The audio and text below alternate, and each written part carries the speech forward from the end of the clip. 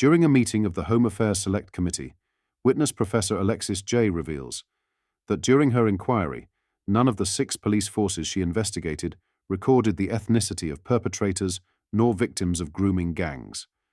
In today's video, we will watch the moment where MPs were left speechless. Not only that, we will also go over all of the latest news from up and down the country. But first, hit the like button and subscribe to the channel and join our fast-growing community. Just a quick one to say we do have new One Keir t-shirts available on our website. Go to britishstand.com or check the link in the description. During a meeting of the Home Affairs Select Committee, Professor Alexis J., the lead author of a major inquiry into grooming gangs, made a startling revelation. She disclosed that none of the 6 police forces she investigated as part of her inquiry had recorded the ethnicity of either the perpetrators or the victims involved in grooming gang cases. This significant omission raises serious questions about the accuracy and transparency of data collection in such sensitive investigations and highlights potential shortcomings in how these crimes have been addressed by law enforcement. Have a watch of this. But I fear that the activity of grooming gangs is happening as we speak. As we speak, it is happening now and not being investigated by the police. And children in my area are being let down.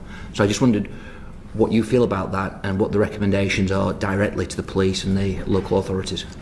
So we looked at 6 areas in particular, across carefully selected. St Helens, I think. St Helens, I was just going to say that. I assume that that's the closest one to where you are.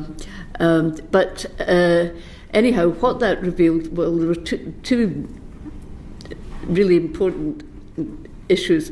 One was about the absolute lack of proper data about any of this, so you couldn't distinguish one, in quotes, grooming gang from another, because the detail of both victims and perpetrators was not recorded by the police and generally not recorded by the council.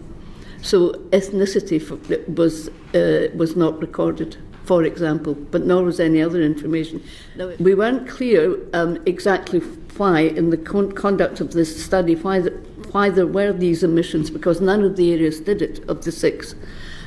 And there was concern in the responses we got that perhaps police were not clear about how to ask the questions about ethnicity. I couldn't ask a question about ethnicity. I mean, they should be sacked, shouldn't they? I mean, that's the most basic level of competence that you can have in the protection of children. We should be startled, therefore, by what you've just said. Because if there's a lack of focus in police forces on this very most serious of offending, then essentially we are, well, I'm quite speechless that the police are taking that attitude in respect. What are your thoughts on this? Let me know in the comments. In some other news, political commentator Madeline Grant has slammed Chancellor Rachel Reeves's ongoing visit to China, calling it deeply embarrassing that Britain is going cap in hand to Beijing. Speaking in an interview, Grant criticised Reeves's assertion that not engaging with China was no choice at all, which the Chancellor wrote in The Times on Friday night. The comments come as Reeves continues her controversial trip to China, which she refused to cancel despite pressure from opposition parties over market turmoil at home. Grant accused the government of showing no recognition of China's recent actions on the global stage. She told, "I just find it so deeply embarrassing that we're going cap in hand to China." There seems to be no recognition of China's actions on the global stage in recent years. No recognition of a genocide taking place. It's just kind of shocking to me that this is all happening at a time when so many other countries are allies, in Europe and further afield, are taking precisely the opposite approach to China.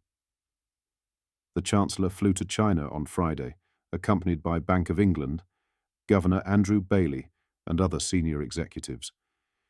She met with Chinese Vice Premier He Lifeng in Beijing today to discuss financial services, trade, and investment.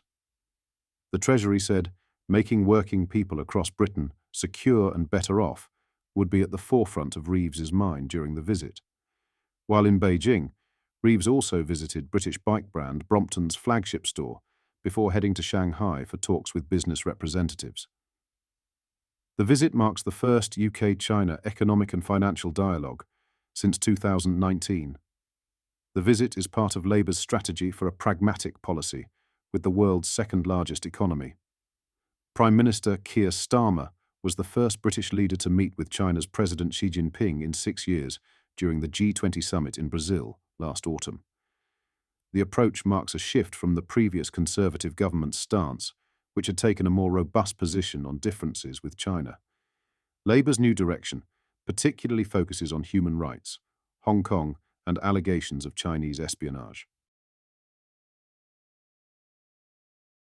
Lastly, Meghan Markle and Prince Harry have been hailed as great people, with great personalities, by a local mayor following their surprise appearance at a LA food bank.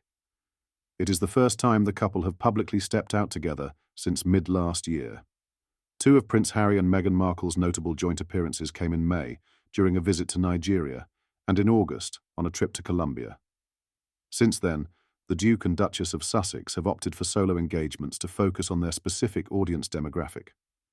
Meghan and Harry handed out food parcels to those affected by the devastating fires at the Pasadena Convention Center in Los Angeles, which is being used as an evacuation center on Friday.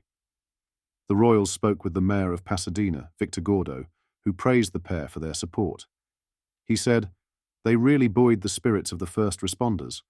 On joining the Duke and Duchess on their visit to the command post at the Rose Bowl, the mayor said that people were very happy to see them. He added, "They want to be as helpful as they can be, and really, they just want to be supportive." They took the time to meet the people who were affected and spend time. They are just very caring people, who are very concerned for their friends and neighbours. It comes after Meghan and Harry opened the doors to their £23 million mansion in Montecito, which is around 90 miles from LA, to their friends and loved ones who were forced to evacuate the ongoing wildfires. News told that Meghan and Harry were not here for publicity, adding, "They came out here to work." He continued, "We went to visit some of the families in the impacted area and view firsthand some of the impacted area, and then they wanted to go visit the first responders and personally thank them for their efforts to help our families and their neighbours." What are your thoughts on what we discussed in today's video? Let me know down in the comments section below.